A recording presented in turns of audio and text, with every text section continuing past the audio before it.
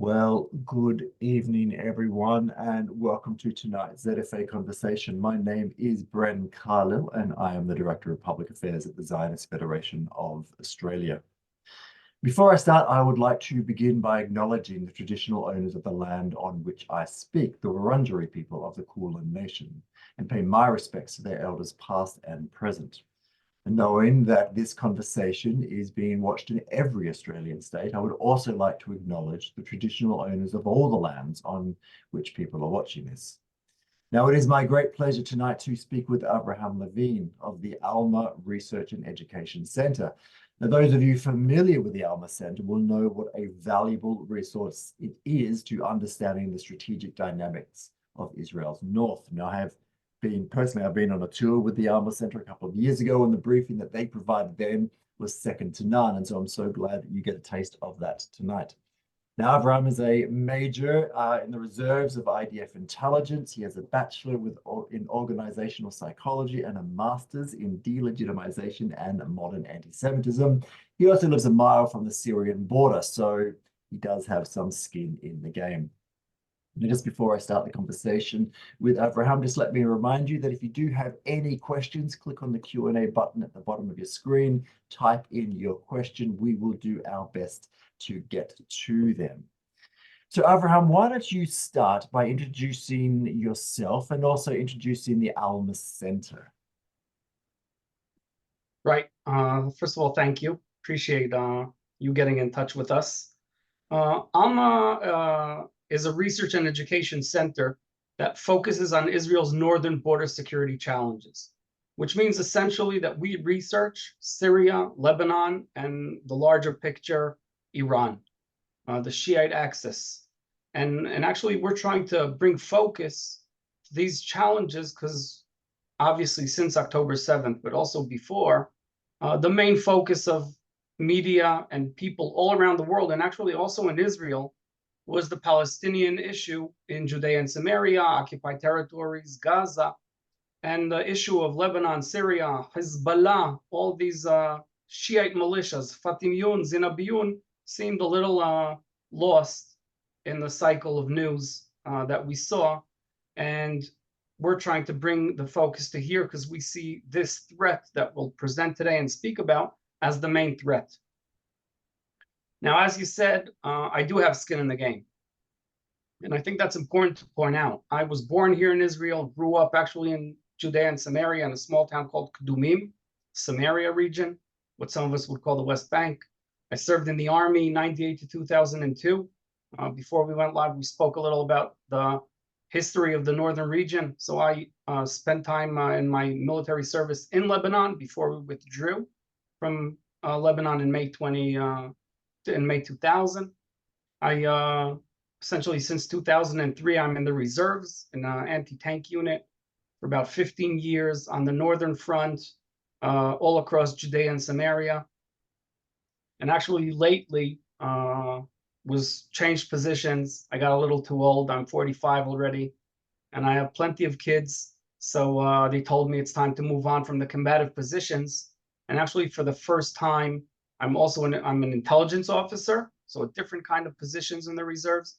And also, I'm on the southern front. Gaza is my current front, and I was there from October 7th for about 2.5 months.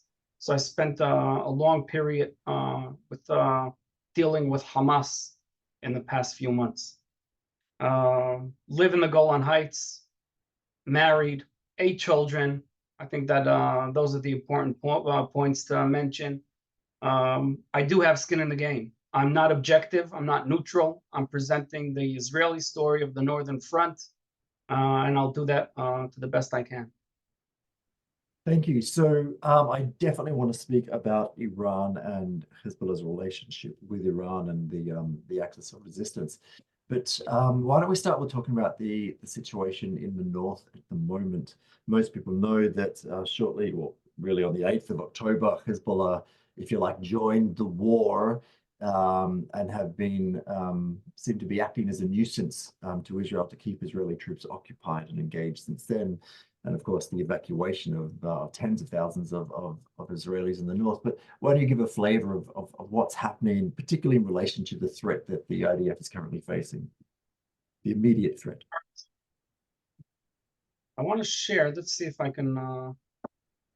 You enable me to share. I'll share a screen and try and explain a little of the numbers, because the truth is Hezbollah did join the war immediately, pretty much. Not October 7th, but what happened October 7th is that once everyone realized the situation, and that admittedly took a few hours, half of our attention was to the south. Obviously, we're under attack, we're invaded, people being killed, murdered all over the south. But on the other side, especially here in the north, people are thinking, if that's happening in the south with Hamas, what would be the best time for Hezbollah to do the same? And that's why half of the reserve units that were called in, as I was that day, half were sent to the south, but half were sent to the north, even though Hezbollah did not start doing anything, because we realized that's a weakness that we don't want to show. So if we look now here, can you see? Yes. The statistics? Then actually Hezbollah did not invade, even though that was the main concern.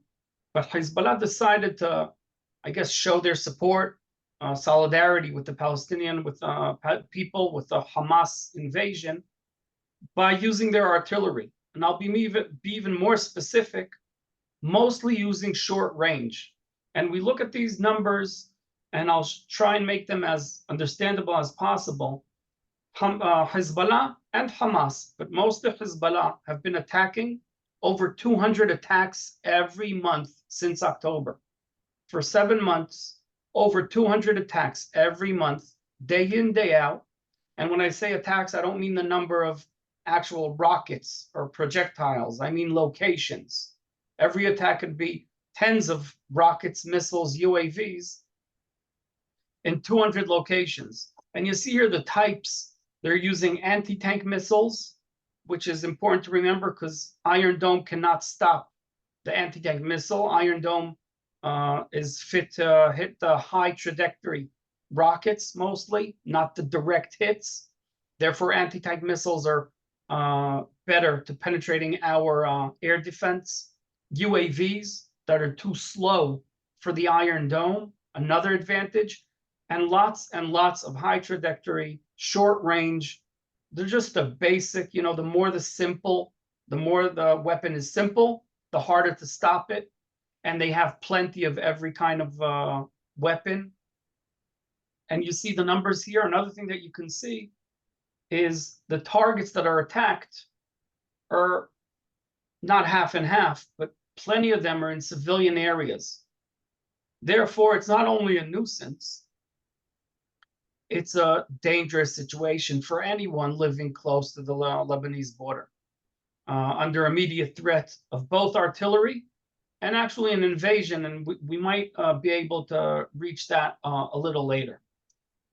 But when we speak about this threat is what brought Israel to one of the biggest decisions ever made in the Northern Front, and that is evacuate 43 communities, over 60,000 people from their homes in October, which means for the past 7 months, we have over 60,000 people out of their homes, out of their schools, out of their jobs, spread all over Israel in safer environments, and actually not really knowing what's next. When does this stop? When do we get back home? Why I do want to talk about the evacuees and particularly why don't we go there? The fact that Israel evacuated 60,000 people from the northern areas, is that not a strategic victory for Hezbollah? I think that's one of Hezbollah's greatest victories, period. I completely agree with that notion. That's not to say it was necessarily a mistake, but I think that's the right way to look at things. Hezbollah is that big of a threat that we were forced to make this decision, and we have to live with the implications, with the consequence of that decision. And yes, that's a victory. And as long as we don't change it back, it will remain that way. So at least that's how I feel in terms of as a resident in the North and as a commander, even though it's not my direct soldiers or under my responsibility. The army is supposed to defend the people, not move them back. And I definitely see it that way. I think Hezbollah presented a threat on October 8th that we sort of tried not to look at and face before. And the threat of invasion and artillery, we never made this kind of decision. This is the first time in 2006, half of Kiryat Shmona, 10,000, 15,000 people all across the border, and for a couple of weeks. Now it's over, 7 months, looking back, 7 months, and trying to understand how 60,000 people are living out of their homes in one-room hotel rooms is a difficult notion to live with. Yeah, I was saying before we went live that I used to live in Kibbutz Rosh Nikra, and so my kibbutz has been evacuated as well, and people are living in the apartments of friends and couch surfing and the rest. It's not a great situation. I'll turn later to how we get those people back home, but in the meantime, I want to ask the question is, as you said, half the reserves went north.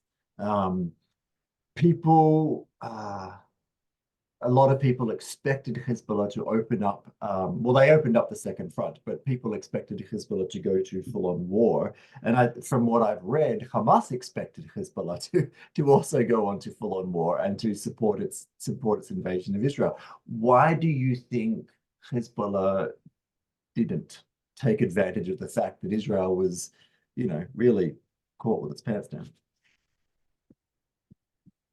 The truth is, we don't know. But I'll give you two answers that are in two different directions, because this question comes up. We have a weekly update. If it doesn't happen once a week, it happens every 2 weeks. And actually, there's two directions that we can take this. And that is, first of all, if we look at the hierarchy of proxies, Irani proxies, all across the Middle East, Hezbollah is the top. Right, it's top tier. The most invested in proxy of Iran. And if you look at it, then I put I guess the proxies in Iraq and the proxies in Syria, and then the Houthis. Hamas I put on the bottom of this virtual pyramid. And imagine that you are the leader of Hezbollah, Hassan Nasrallah, and you're the point guard of this whole project led by Al-Quds Force in Iran. And this obscure Sunni small organization called Hamas takes the lead and tries to call the shots in the battle against Israel. You'll never want to be number 2 in this attack. So if Hamas went rogue just a little bit, just in the timing, not doing anything wrong in the eyes of Iran, obviously they look upon this favorably. But if Hamas decided we'll just do this on our own, then just in the matter of I'm not joining, but I call the shots here. Hassan Nasrallah, I will not join as a number 2. If you want to start on your own, then you're on your own. And I'll show solidarity, as you said, and I'll support with a little, rockets and missiles, but I won't invade and risk my Radwan units crossing the border fighting IDF. That's one angle. The other angle is exactly the opposite, meaning Iran planned this all along, sending Hamas to war in order to divert attention from nuclear project, from the Northern Front, to split up the relationship between Saudi and the Western Axis, United States and Israel. And actually what they did is sacrificing Hamas. Hamas is the easiest to sacrifice. Again, it's the lowest in the food chain. So if we speak about the advantages, Iran just learned and studied a lot. Hezbollah are learning and studying all of our weaknesses daily without sacrificing any of their soldiers crossing the border. So they learned a lot. They see us fighting. We're draining our powers, and they're still waiting for. They still have all the power in their hands. So that's a different direction that can leave it. But the truth is, Nasrallah is to give the answers, not me. Well, that's the thing. I mean, Hezbollah is 100% an Iranian proxy, but it's not a puppet in that Hezbollah is an independent actor. It has agency. And that, I guess that's the nature of proxy and proxy warfare, is that you can create all these proxies, but they don't always do exactly what you want to say. So I wonder if I wonder if to what extent Iran can press the button and Hezbollah will act, or as you say, in the first scenario where perhaps Hezbollah sort of took a back seat. Because I also noticed the other day when Iran sent all of those drones and missiles at Israel, Hezbollah barely got involved. It sent like a handful over the border, but it didn't really. And really, the Houthis have stepped up, and what they've done for the cause has been quite remarkable.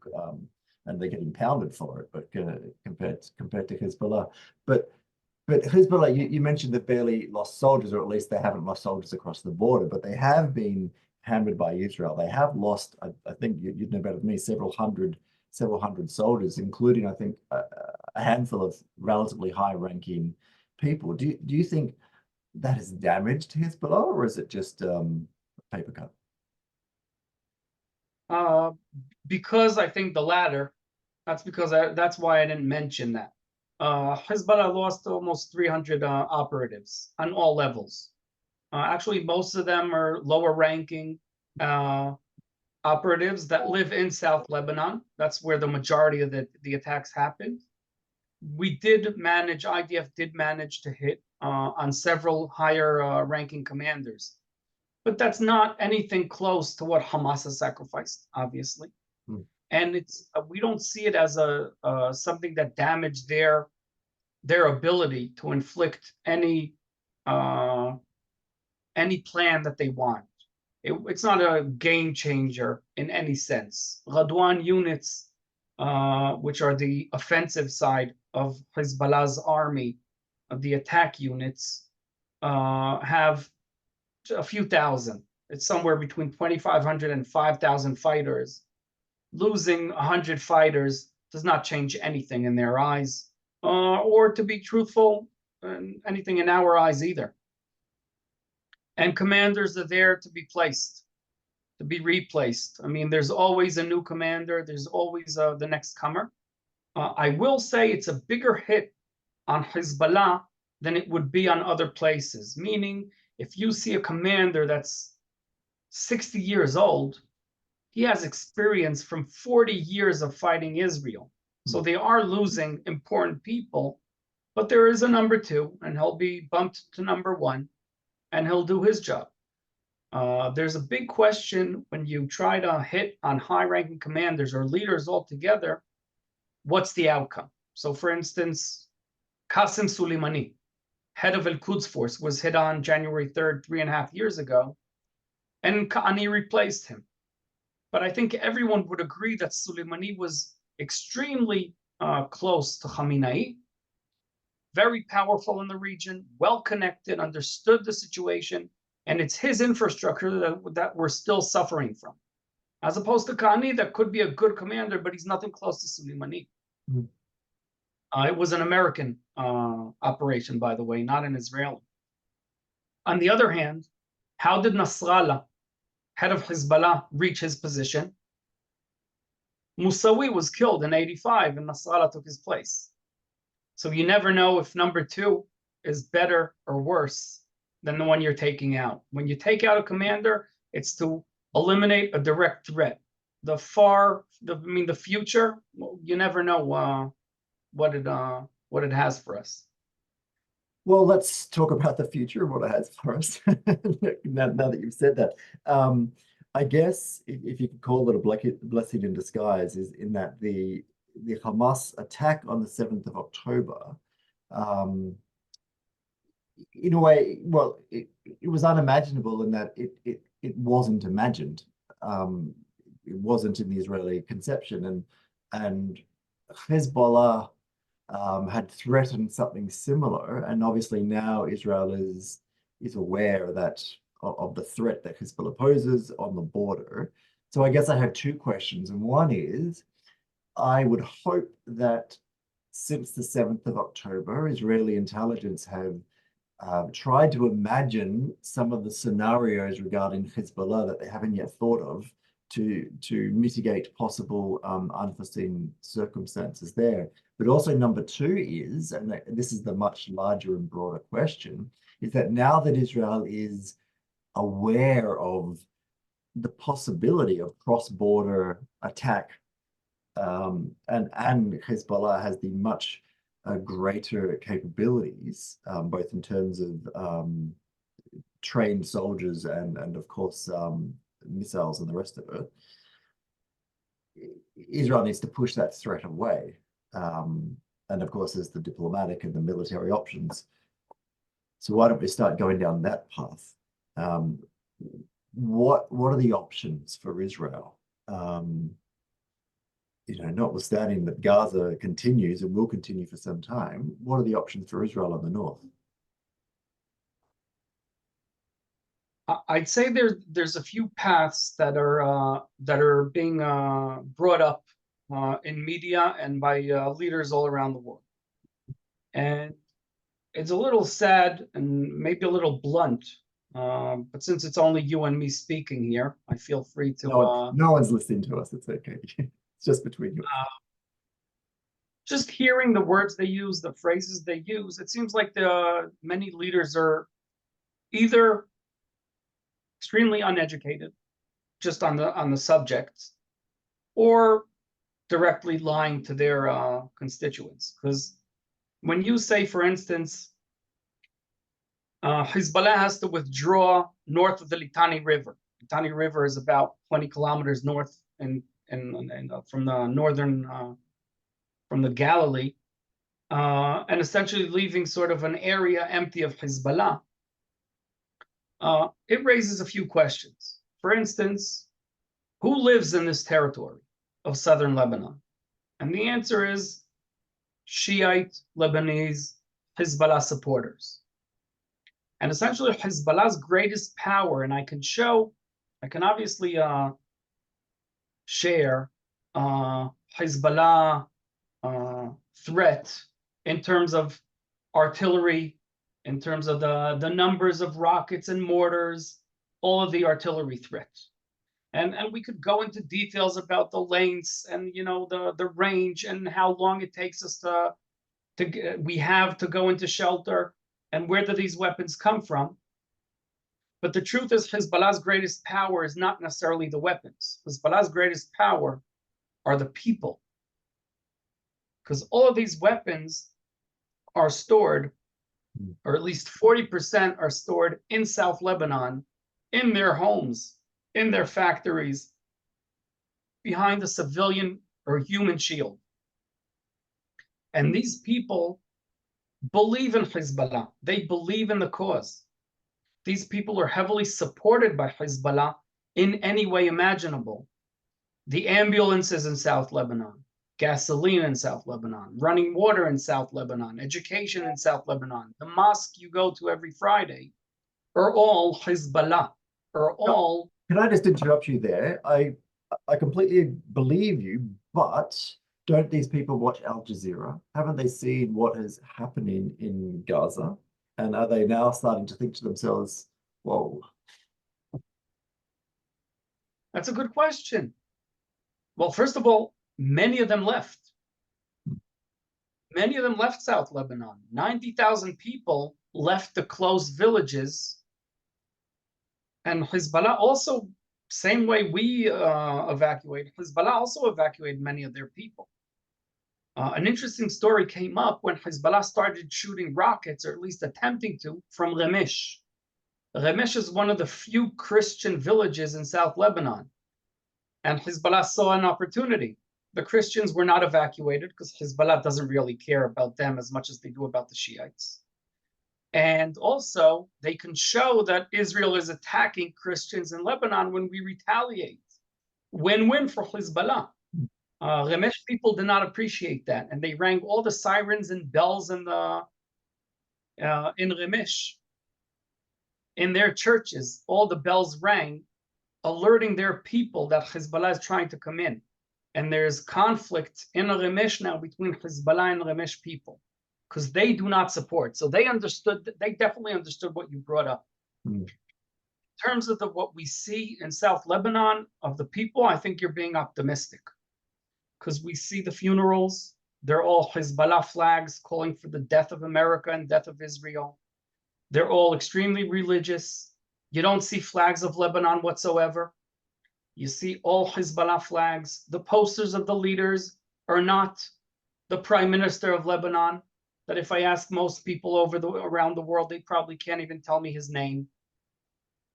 Depending what month it is, Lebanon doesn't have a prime minister.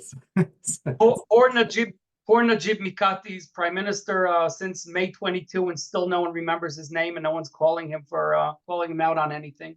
Yeah. They do not have a president.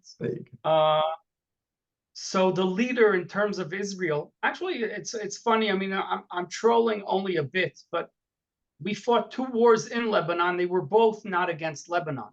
And the next war also won't be essentially against Lebanon. The Lebanese army is not a threat. I'm presenting Hezbollah. I don't have any posters, any graphics, any numbers of Lebanese army, because they're not the threat. Hezbollah's in charge. So trying to imagine the people saying, maybe Hezbollah is going in the wrong direction. Look what happened there. It's the opposite. It's the videos of the women saying, we apologize that some of our sons are not martyrs yet. We apologize, we can give only 1 or 2 of our children, or we gave already only 1 or 2 of our children to this battle against the Zionist entity, against Palestine Muhtalla, occupied Palestine. So I think without running a survey, an updated survey, I think Hezbollah is very strong around their people. Having said that, I do have I might even call him a friend, that's Shiite from South Lebanon, that's extremely against Hezbollah. And we speak once in a while on social media, direct messages, but he's brave enough to contact me because he's out of Lebanon.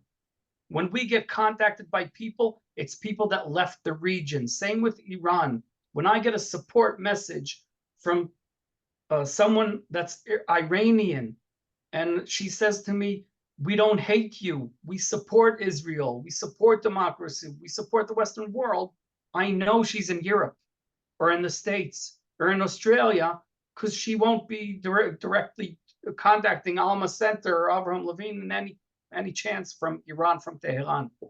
So we obviously support the ones that are opening their eyes up and thinking maybe this isn't worth it. Maybe there's another way to choose. But I'm a little more pessimistic than you. I don't see that happening.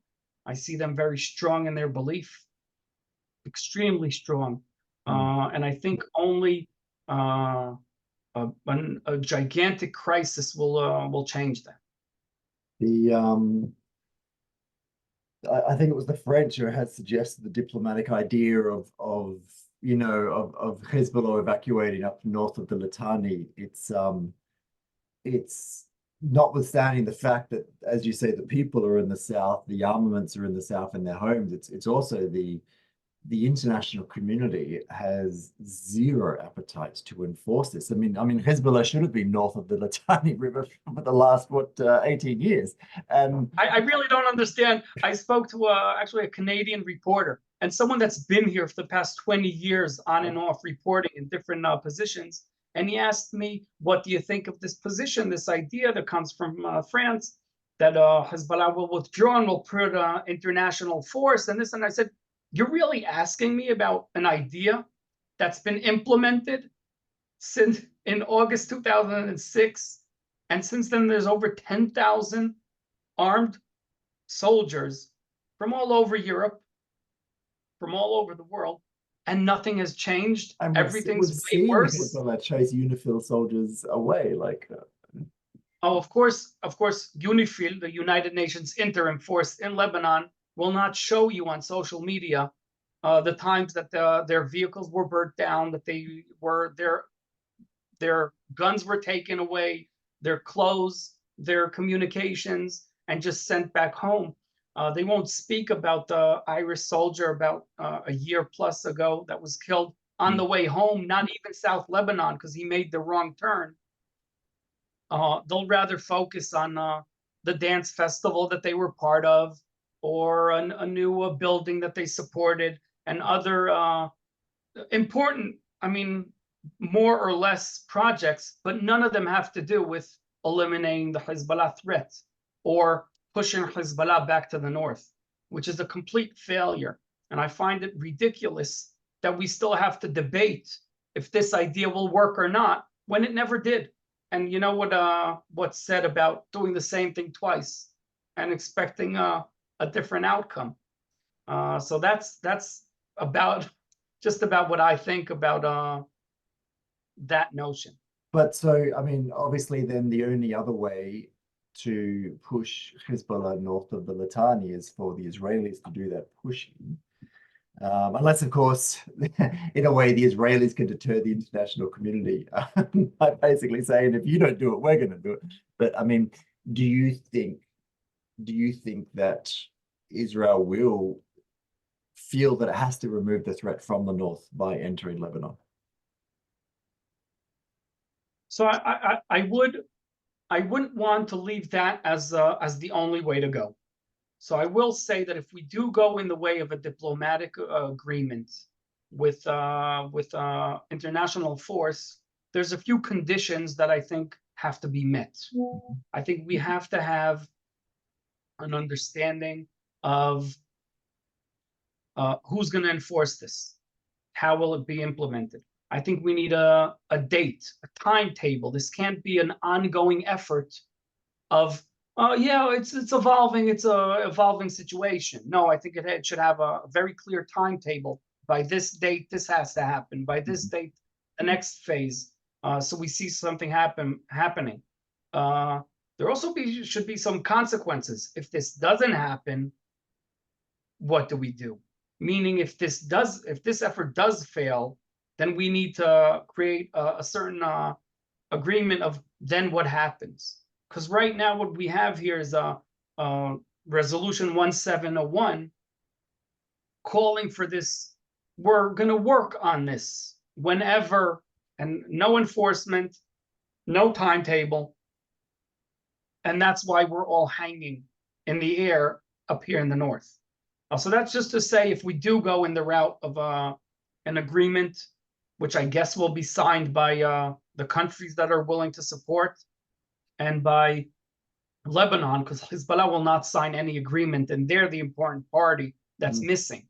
Just like we saw in the maritime border issue, that Hezbollah, behind the scenes, was calling the shots, but never signed any agreement and is not obliged to follow anything, and actually attacked the gas rigs during the negotiations.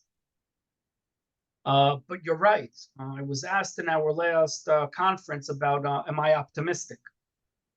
By one of the journalists that visited, and I said, what if I think the pessimistic outcome is if we don't go to war, and the optimistic idea is that we do go to war? Are you going to ask me it the same way? Am I optimistic? Because truthfully, the answer is yes. We might be forced to attack, and when I say attack, I don't mean artillery or air force. I mean the ground operation, at least to improve the stand that we have on the northern border. If we look to history a little, 100 years back, when the French and British split the northern area between them after World War I, then actually the Galilee is the north end of the British mandate, and the Lebanon is the southern part of the French mandate. And they actually drew the blue line having the French had the high ground at some places and the British had the high ground in some places. And we still followed that in May 2000 when we marked the new blue line, the new fence, which was actually confirmed by UN, and everyone agreed that should be the international border, which obviously never happened because Lebanon has all sorts of arguments and points that they think we got it wrong. But we have to change that. It cannot be that if you look at the map, you see Zar'it is under Marwahin, and just directly, we spoke about Rosh HaNikra that you know well. It's completely in a disadvantage if Hezbollah decide to take a small step above Rosh HaNikra. So it will definitely involve a ground operation, and that can be an all-out war into Lebanon again, 20 kilometers in. And then we're speaking of a much worse situation than we're speaking about in Gaza. We have to realize Hamas set a trap for Israel, and maybe the worst trap I've ever seen in terms of military history, in terms of heavily populated urban and underground infrastructure at once. But Hezbollah is a well-trained, better maintained, better equipped, and we're sort of out of tricks, out of our hat. It can reach a way worse situation than we're in right now if that's where we're going.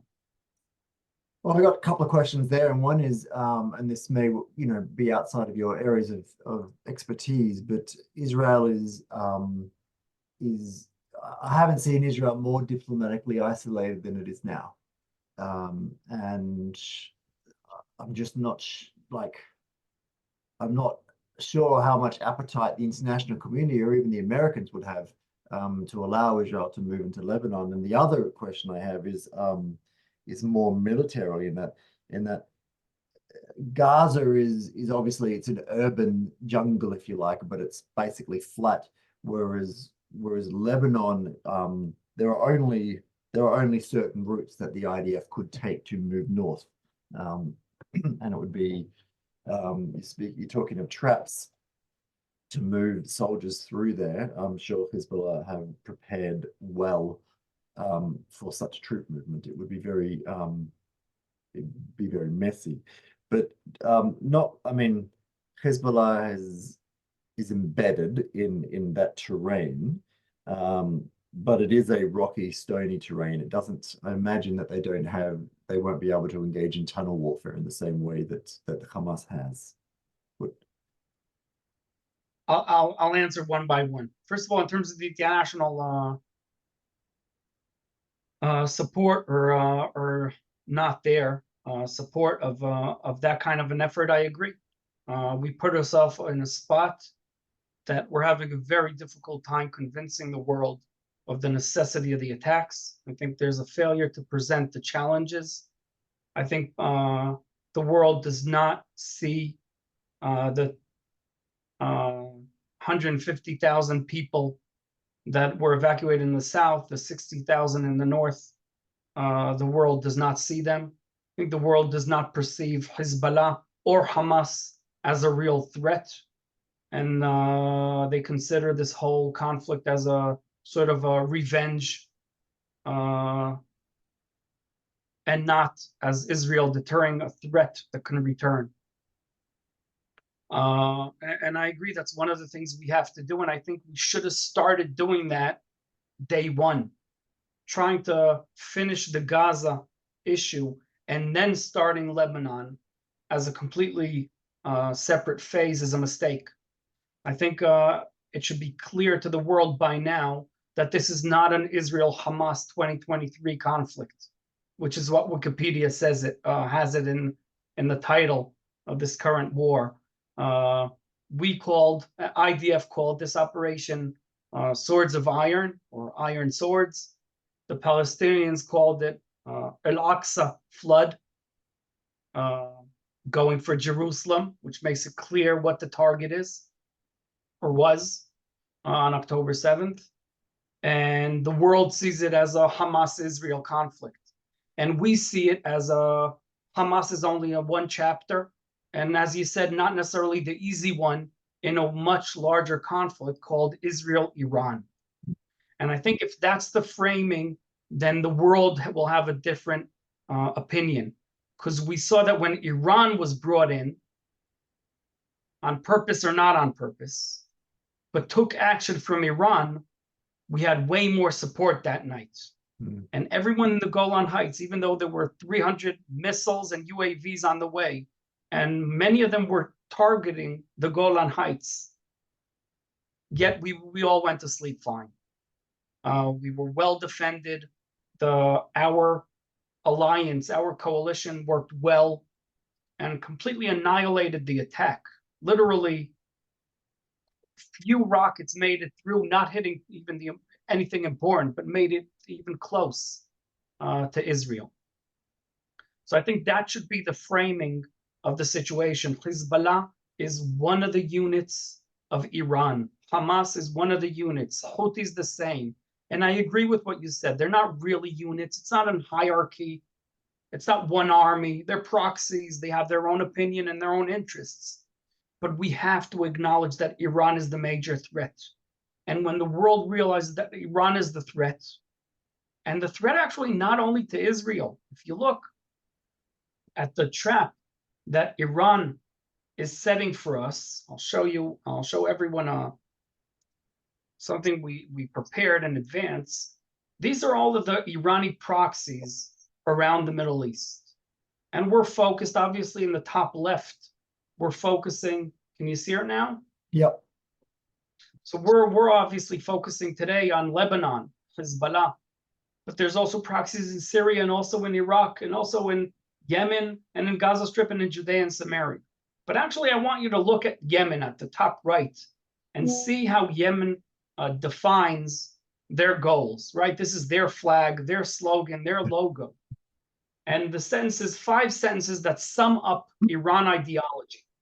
Allah is great, death to America, death to Israel, a curse upon the Jews, victory to Islam. That's 30 seconds of Iran post the Shiite revolution from 1980 to today. This sums them up. Israel is not the only target.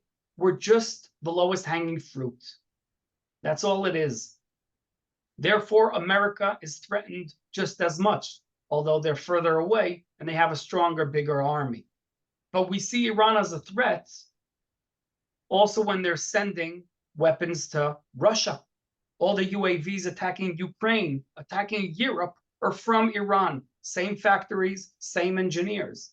When they send weapons from Tehran to Damascus to Beirut, they're also sending them to Caracas, Venezuela, to Maduro, which is already way further closer to the Americas, in range of North America. So when we speak of, you're right, when we speak about international pressure, the world does not really understand the threat of Hezbollah specifically, and we should present it better. But I think that's the framing that we should be using, and we should have started a long time ago. The tactical challenge that you asked about. First of all, I challenge your notion. I agree that Lebanon has rocky terrain and mountains as opposed to the sand shore of Gaza. But on the other hand, who started with the tunnels? We found tunnels back in end of 2018, 2019, about 1.5 kilometers long, about 80 meters deep underground that drilled. And Hezbollah's had years upon years, just like Hamas did, to use the underground infrastructure. And we at Alma Center pointed out several strategic tunnels that are tens of kilometers long across Lebanon, allowing them to transfer underground people, weapons. I'm talking trucks, not crawling in the ground. I'm talking highways under the ground, used water projects that weren't completed for tunnels that can literally cross Lebanon from the Baqa on the border with Syria all the way to Beirut or all the way south to South Lebanon, completely eliminating our aerial view, our aerial advantage, and any any eyes above the ground that we have in order to surprise us in all the ways that you mentioned. And you're right. We entered Lebanon in 81 and in 2000 from the same routes. We're forced because that didn't change. Terrain is always the same.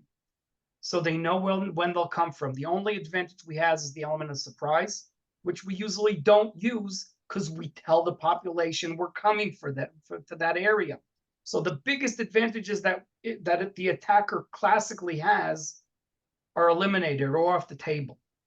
And sadly, the truth is that the only advantage we'll have is blunt force, which means more and more destruction to the people of Lebanon. They'll be the biggest victims of the next operation, should it happen. And what happens to Israel with those 150,000 rockets and missiles that Hezbollah have? What would war look like for Israel? It will paralyze the northern half of Israel. I'm well aware of that. I don't think it will be easy. But I think we all have Iron Dome. Not all of us, at least the strategic targets have Iron Dome. We all have shelters. We're well prepared. We know it's going to happen. I don't see thousands upon thousands of people being killed on our side. If you take away the element of surprise on October 7th, let's start the count just for the purposes of today. From October 8th, how many civilians were killed in the South? Very, very few. How many were killed in the North? Civilians? 9. In all of these attacks, 9 people were killed. So the truth is that, and this is sad, and I'm saying this bluntly, the truth is that Israel puts shelters, weapons, and soldiers in front of its civilians. And therefore, as a civilian, I feel safe. Hamas and Hezbollah, on the other hand, put civilians in front of their weapons and soldiers. And that's why you see the numbers that I don't know if they're true or not. I don't know if they're blown up or not. But that's why you see so many civilian casualties in Gaza. And the same will happen in Lebanon. Because as long as they use the human shield tactic, that's what will happen. I guess this is the billion-dollar question. Can Hezbollah be deterred?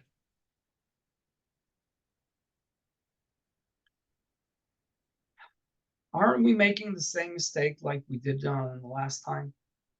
Didn't we assume that Hamas is deterred and it could be bought, not in the sense of giving it money, in a corrupt way, but in the sense of as long as we support the civilians that want to work and come into Israel from Gaza, and we open the gates as much as we can in terms of import and export. Israel was actually buying and selling Gaza, and we allow them electricity. That's through Israel. It's Israeli electricity, internet communications, and we're giving more and more, improving the situation in Gaza. And we all assume, just like you said, I'm not disputing that.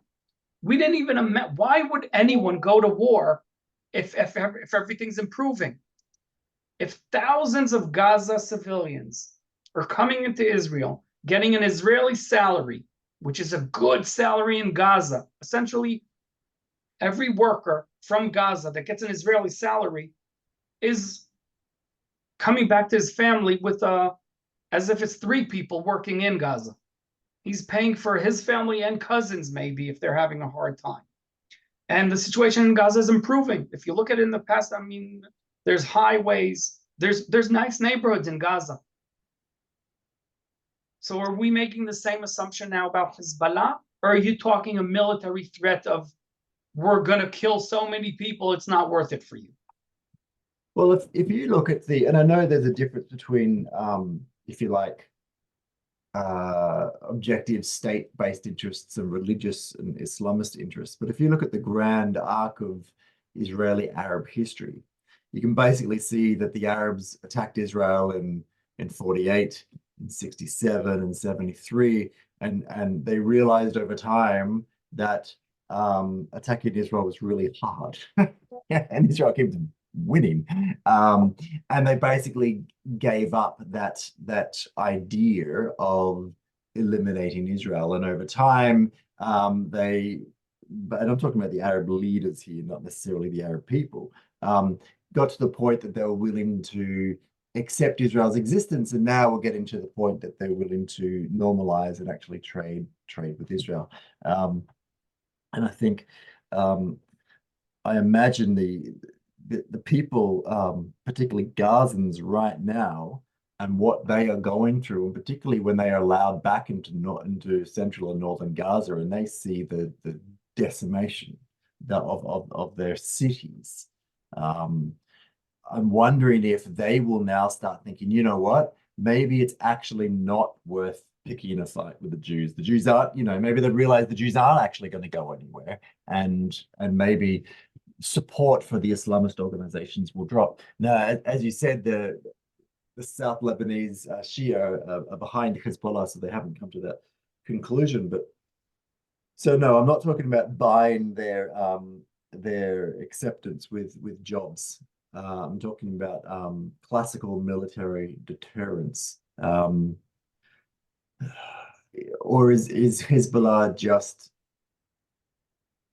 to answer my own question, what was his name? The famous historian Bernard Lewis.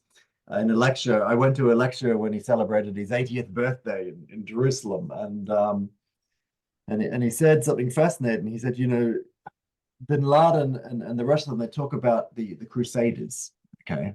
The Crusaders were in the Holy Land for 180 odd years, and it wasn't just Salah ad-Din that defeated the Crusaders in one go and sent them back. That was actually halfway through the history of the Crusaders. So they see the battle, these Islamists in particular, see the battle as a generational battle of it'll take some time to get rid of Israel. It won't be all chick chat. So I guess maybe I've just answered my own question that Hezbollah can't be deterred.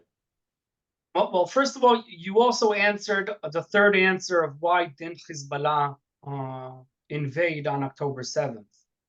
Because it can be, we can assume, or one of the ways to think about it is they realized an invasion will be answered fiercely, just like we did in Gaza.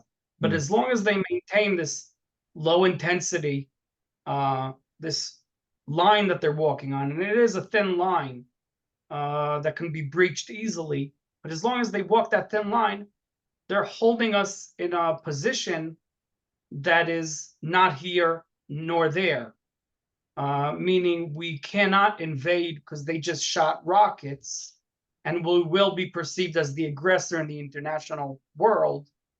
But on the other hand, we had to evacuate the people, and we can't really just tell them come back while their homes are being attacked in Metula, Manara, Misgav, and so on. So maybe that's also an answer, and maybe that's what they're trying to do. But I don't think deterrence in that sense will work against Hezbollah. It might work against Lebanese people showing less and less patience to their country being ruined because of Hezbollah adventures against a really not important enemy in Israel, because Israel does not have any demands from Lebanon apart from stop shooting. We're not looking for their land. We don't have any disputes, at least not real ones with Lebanon. So that might happen, but that's a long way far from today. And it will also only happen when Israel decides to attack Lebanon. So you'll see that if Israel is brave enough and supported internationally, because this is a move we cannot really do, and that is go for Lebanese infrastructure, which we never did, just calling them out on their shots. You're a sovereign country. We're being attacked from South Lebanon and starting to hit on Lebanon directly, which we never did. Even when we hit Beirut in 2006, that was Hezbollah neighborhood. It wasn't Beirut as the capital in Lebanon. So it would be a really sad chapter if we reach that situation that we're attacking Lebanon in order to deter Hezbollah. Do you think once active fighting is over in Gaza, do you think if Israel said to the northern residents, all right, go home now, we're not going to invade Lebanon, but we'll send some tanks up there and just we're sure that they won't attack. Like pretty much attempt to go back to the status quo ante. Do you think northern residents would return, or do you think that they would say, actually, no, you've got to move in? Well, some of them are already saying they're not going to return. Some of them have already found alternative places, opened new businesses. Their children are in new schools. They're already out of the question, even if everything's fine in the north. Why risk it again? Some of them are saying we will not return till we see a real resolution, a real answer that deters Hezbollah and eliminates the threat. And some that don't have better means, farmers, if we speak of Rosh HaNikra, there's a lot of agriculture there that cannot be moved. Some will come back, but there'll be a big chunk that will not come back. And I'm not sure life in the north will be the same if you take away 20, 30, 40% of the people in terms of what businesses can live from, schools, hospitals, everything changes. No good answers. Abraham, exactly. I'm going to leave it there. I want to thank you so much for your time. Well, this afternoon for you, tonight for us. You've really, as I said, there's no good answers. It's a mess, but it's also, I think, enabled us to get a better understanding of the situation in the north, of the dilemmas in the north. I know that that the Alma Center has it issues reports. Do you have a mailing list that people can sign up to? Yeah, so I'll send you the links to our social media, our newsletter. We have a weekly newsletter that presents the situation here in the north. That I'd really appreciate anyone that's interested in the situation to join. We send it weekly, every Tuesday. Focusing on the news here in the north. So I'll send you all the links, all you need, and feel free to join us. I'll also send you my personal email if anyone has questions or wants some of the graphics. Then I want you to give them my email, and I'll answer directly. Thank you. I'll send that round. And really, I think the biggest takeaway of tonight's conversation is that strategic look, and that if we can get the West to realize that it's not just Israel, the West is engaged in a strategic competition with Iran, regardless of whether or not we want to be engaged in that competition. And Western proxies in the Middle East, including Israel, are engaged in that war with Iranian proxies. And if we can get the West to start perceiving the Middle East in that light, I think that will help Israel, but frankly, it will also help Western interests vis-a-vis the Middle East. Exactly. That's how I see things, and it should be the same in the UN and in each country. If Lebanon is under that pressure, just as we are, if Iran is under that pressure, Russia, then we'll see something will change. It will make a difference. Avram, thank you so much once again. Stay well. Pleasure. Keep up the good work. Good night. Thank you very much. Cheers. Good night.